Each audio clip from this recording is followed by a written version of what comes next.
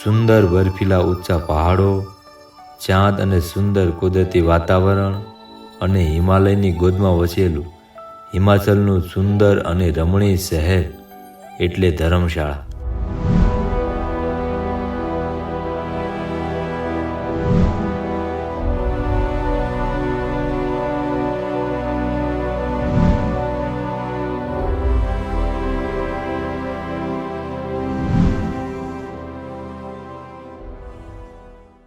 નમસ્કાર દોસ્તો, ફરીથી સ્વાગત છે આપણા સુંદર મજાના વિડીયોમાં.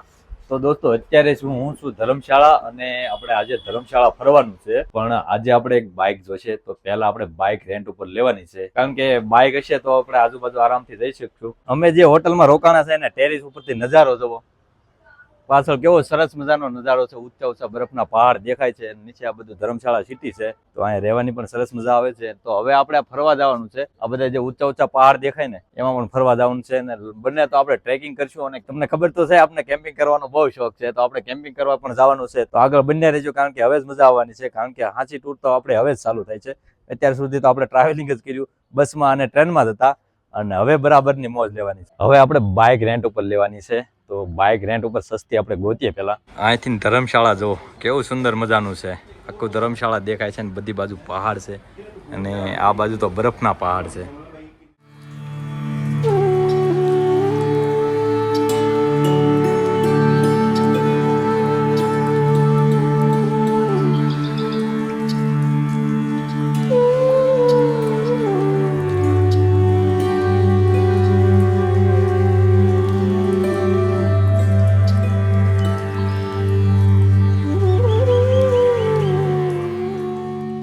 આપણે સ્કૂટી રેન્ટ ઉપર લઈ લીધી છે, કારણ કે આજે આપણે આજુબાજુ ફરવાનું છે 30 થી 40 કિલોમીટર, એટલે આપણે નાની બાઇક હાલે અને મોટી બાઇકના રેન્ટ વધારે હોય છે. અને આ આપણે મળી છે 500 રૂપિયામાં. અને હવે આપણે ફરવાનું છે ધર્મશાળા, આજુબાજુની જે સરસ સરસ જગ્યા છે ત્યાં ફરીએ.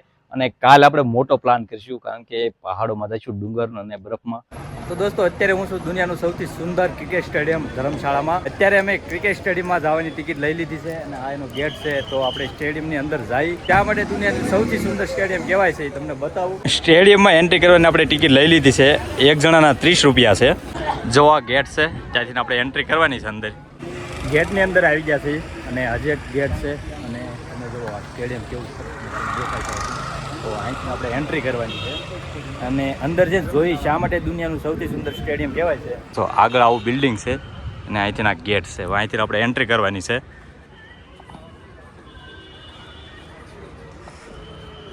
ને આજુબાજુ જો આ રીતનું પાર્કિંગ છે. અહીંથી આગળ જો કેવા બરફના મોટા મોટા પહાડ દેખાય છે, ને અહીંથી જઈએ ઉપર.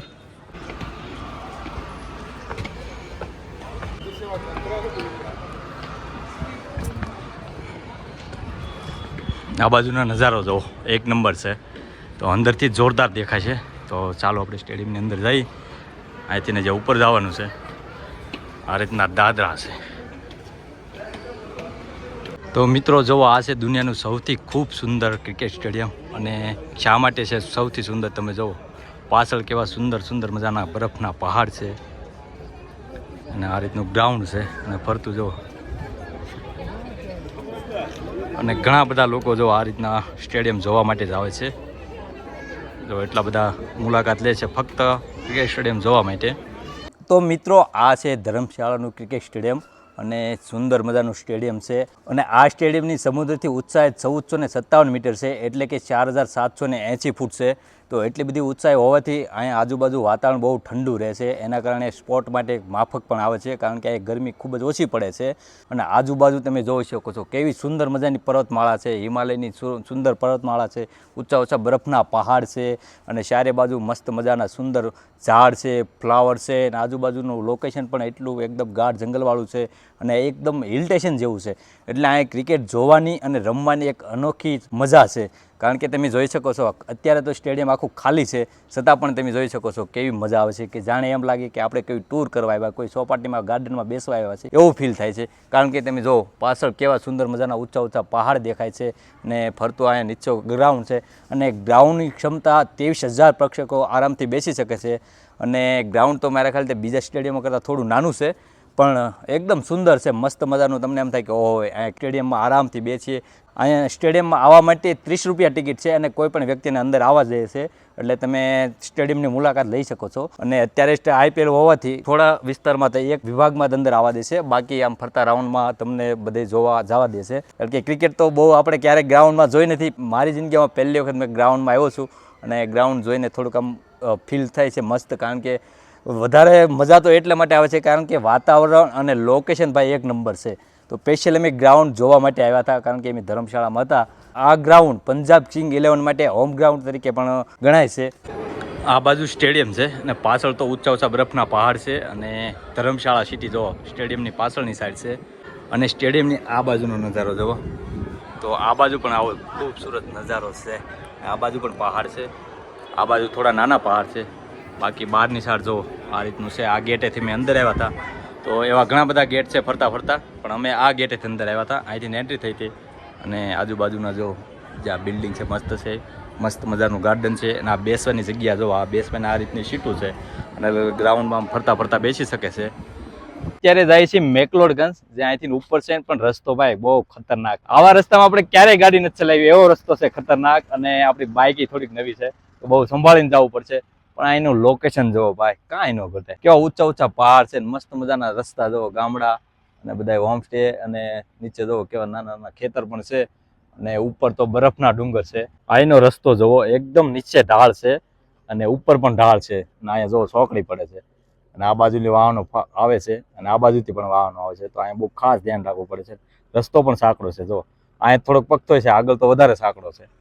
અને આ અમારું બાઇક, અહીંથી આપણે આગળ જવાનું છે ઉપર, અને ઉપરથી તમને વ્યૂઝ બતાવું ને. આપણે ડ્રોન સાથે લીધું છે, એટલે આપણે ઉપર જઈને ડ્રોન ઉડાડવાનું છે.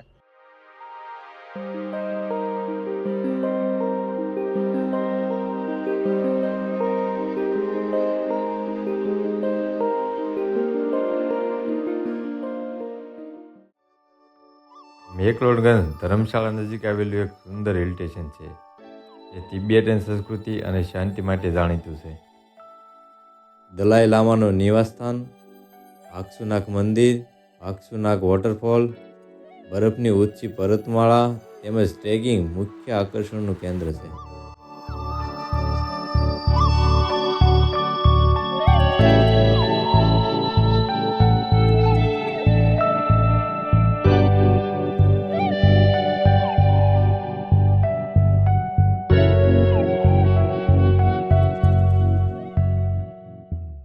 હવે આપણે બજારમાં જવાનું છે અને અહીંથી આખી બજાર છે સરસ મજાની. આ બાજુ ઉપર પણ છે અને આ બાજુ નીચે પણ છે. તો કોઈ એક બજારમાં આપણે જઈશું ને જોઈએ અહીંયા કેવી બજાર હોય છે અને શું શું મળે છે. આ છે મેકલોડગંજની બજાર, ને જો આવી રીતની બજાર છે. અને અહીં કોઈ એવું બૌદ્ધિસ્ટ મંદિર છે, જો આવું મંદિર છે અને મંદિરમાં જો આ રીતનું કંઈક છે. સરસ મજાનું કંઈક લાઇટિંગ કર્યું છે ને આમાં જો કંઈક તિબેટીયન ભાષામાં લખેલું છે. અહીંયા દલાઈ લામાની તસવીર છે જો, અને આમાં બધી નાની નાની અનેક પ્રકારની જો બુદ્ધ ભગવાનની મૂર્તિ હોય એવું છે. સારી બધી છે, આખા કાચમાં રાખેલી છે. અને આ બાજુ પણ જો તો આ રીતનું મંદિર છે. આમાં લાઇટો છે જો, અત્યારે તો બંધ છે. અને કેટલી બધી નાની નાની મૂર્તિ છે જો, બહુ જાજી બધી છે. અને બહાર મેકલોડગંજની બજાર જો, સરસ મજાની દુકાનો છે. તો આ રીતની બજાર છે. ઘણા બધા ટુરિસ્ટો છે, તમે જોઈ શકો છો. ઘણી બધી ભીડ છે અને મજા આવે એવું વાતાવરણ છે. માપસરનું બહુ ઠંડી નહીં અને બહુ ગરમી પણ નહીં. અને આ જો આપણે આગળ મંદિરમાં જ્યાં થાય મંદિર બુદ્ધિસ્ટ મંદિર છે. તો બંને સાડો મસ્ત મજાની દુકાનો છે અને અહીંથી તમે સારી એવી ખરીદી પણ કરી શકો. અને જો બધી એન્ટિક વસ્તુ છે પાછી.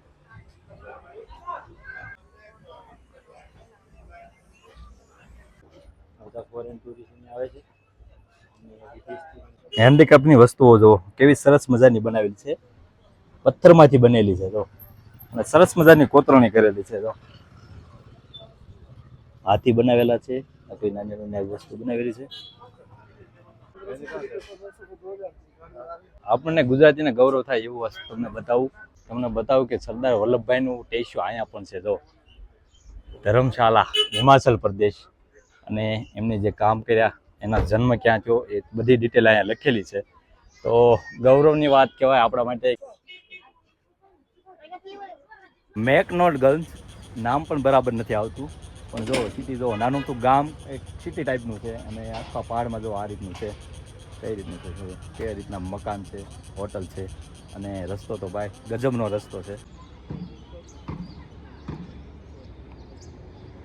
અને હજી આપણે આગળ જવાનું છે ને, આગળ તો આને કરતા પણ સારું લોકેશન છે.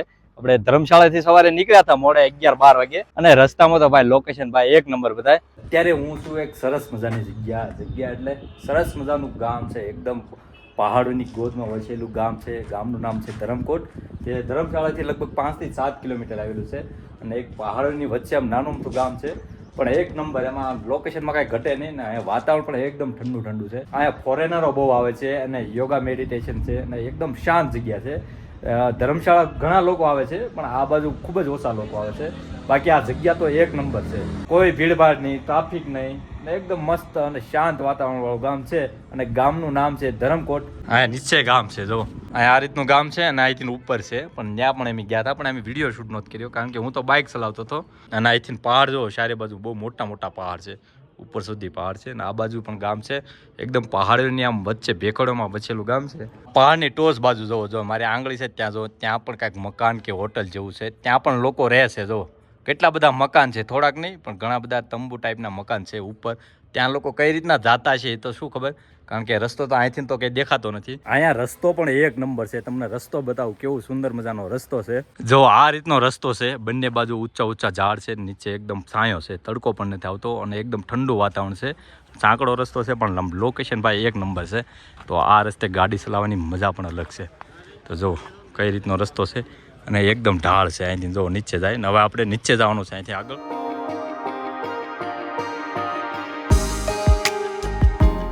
અહીંયા એક ચર્ચ છે, તો આપણે ચર્ચની અંદર મુલાકાત લઈશું.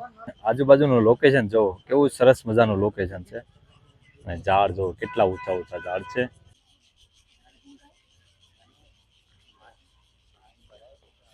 એક સુંદર મજાની ચર્ચ છે.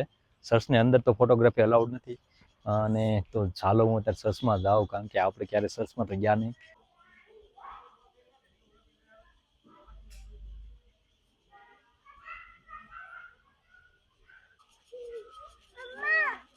સરસ મજાની જગ્યા છે, આજુબાજુ સુંદર મજાનું વાતાવરણ છે અને એકદમ શાંત, મોટા ઝાડ. તો અહીં થોડેક બેઠા અને પછી અહીંથી આપણે આગળ નીકળશું, કારણ કે હજી તો આપણે આખું ધર્મશાળા ફરવાનું બાકી છે. હજી તો આપણે 20% પણ નથી ફર્યા. ધર્મશાળાથી મેં 8 કિલોમીટર દૂર આવ્યા છે અને આ છે અહીંનું દલ લેક. લેકમાં પાણી નથી, તમને લેક નહીં લાગે, પણ બાકી આ તળાવ છે નાનું એવું. જ્યારે આમાં પાણી રહેતું છે ને ત્યારે તો ભાઈ એક નંબર લોકેશન બનતું છે. ફરતા જાઓ, સુંદર મજાના કેવા મસ્ત મજાના ઝાડ છે અને લોકેશન પણ એક નંબર છે અને ઘણી હાઈટ ઉપર આ લેક આવેલું છે. લેકની ફરતે જુઓ કેવા ઊંચા મસ્ત મજાના ઝાડ છે અને ચારો તરફ હરિયાળી છે, ઊંચા પહાડ છે. અહીંથી જે થોડા આગળ જઈશું, કારણ કે 1.5 કિલોમીટર નદી વ્યૂ પોઈન્ટ છે, તો સરસ મજાનો વ્યૂ પોઈન્ટ છે. કદાચ તો જઈએ, હાલો ત્યાં પણ કેવો વ્યૂ પોઈન્ટ છે જોઈએ.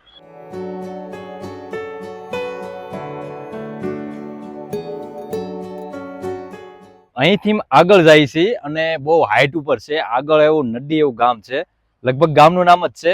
તો ઘણી જગ્યાએ અમારે એવું થાય કે નામ નથી ખબર હોતી, અમે એમ જ રડે નીકળી જાય છે. જ્યાં પણ આપણને એમ લાગે કે આ સારું લોકેશન છે ત્યાં ઊભા રહી જાય. એટલે નામ છે ને તમને હું નીચે મેન્શન કરી દઈશ, કારણ કે અહીંયા બધા આપણને નામ તો બધા આવડતા ન હોય. બાકી જો અમે સવારના નીકળ્યા હતા બાઇક લઈને, જ્યાં પણ મજા આવે ત્યાં ઊભા રહી જાય. બાકી રોડે જાય છે, ત્યાં થોડું ઘણું કોકને પૂછીએ બસ. તો લોકેશન જો, લોકેશન તો ભાઈ એક નંબર છે, મજા આવે એવું. મસ્ત મજાનું જંગલ છે, ફોરેસ્ટ છે અને વચ્ચે એક નાનો એવો રસ્તો છે, એકદમ મસ્ત. તો એ રસ્તે જાય છે આગળ અને ઘણી જ હાઈટ ઉપર આવવા મળ્યા છે, કારણ કે અહીં ઠંડી પણ લાગવા મળી છે. ધર્મશાળાથી તો ઘણો ઉપર આવી ગયા છે. અહીંથી ધર્મશાળા લગભગ 8 કિલોમીટર થાય છે. 8 કિલોમીટર અમે આવ્યા ને, એમાં બધું સડવાનો જ રસ્તો આવ્યો, એકદમ સડવાનો રસ્તો આવ્યો છે, ક્યાંય સીધો રસ્તો જ નથી આવ્યો. અહીંયા આગળ એક યોગા મેડિટેશન કેમ્પ છે, તો આપણે કેમ્પ તરફ જઈએ, કારણ કે અહીંથી આગળ લોકેશન પણ સરસ મજાનું દેખાય છે. આગળ જો કેવા બરફના સુંદર પહાડ દેખાય છે, તો આપણે આગળ જઈએ. અહીંયા જો હેન્ડીક્રાફ્ટની વસ્તુઓ મળે છે અને બધી જો યુનિક વસ્તુઓ મળે છે અને આપણે જવાનું છે આગળ. કેવો સરસ મજાનો બધું સામાન મળે છે, યોગા મેડિટેશનનો સામાન મળે છે. જો કે યોગા મેડિટેશન માટેના બધા સામાન છે અને આ નાની એમથી બજાર છે, આગળ પણ થોડીક દુકાનો હતી. નદી વ્યૂ પોઈન્ટ છે અને આજુબાજુનો નજારો જોવો, તમને બતાવો નદી ગામ. જો કેવું જબરદસ્ત લોકેશન છે. નડ્ડી વિલેજ ધર્મશાળાથી લગભગ 10 કિલોમીટરના અંતર આવેલું એક નાનું પરંતુ ખૂબ જ શાંત અને સુંદર ગામ છે. ધર્મશાળાની એકમાત્ર જગ્યા જ્યાંથી તમે સ્પષ્ટ સુંદર ઊંચા પર્વતોની હારમાળા જોઈ શકો છો.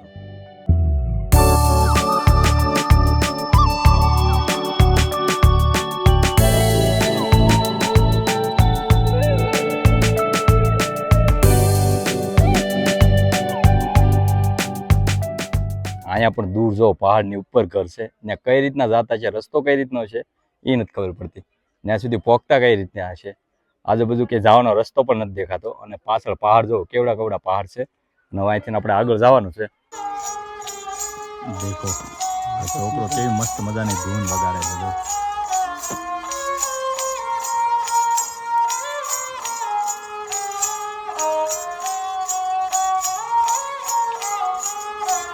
અહીંયા લોકેશન તો ભાઈ એક નંબર ગજબનું લોકેશન છે. ઊંચા ઊંચા પહાડ છે. બપોરના 3:30 થયા છે છતાં પણ ઠંડુ ઠંડુ વાતાવરણ છે.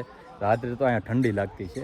અત્યારે ઠંડી થોડી થોડી તો લાગે છે, પણ અત્યારે એટલી બધી નથી લાગતી કારણ કે તડકો છે એના કારણે બહુ વધારે પડતી ઠંડી ન લાગે. રાત્રે તો અહીંયા ઠંડી લાગતી છે.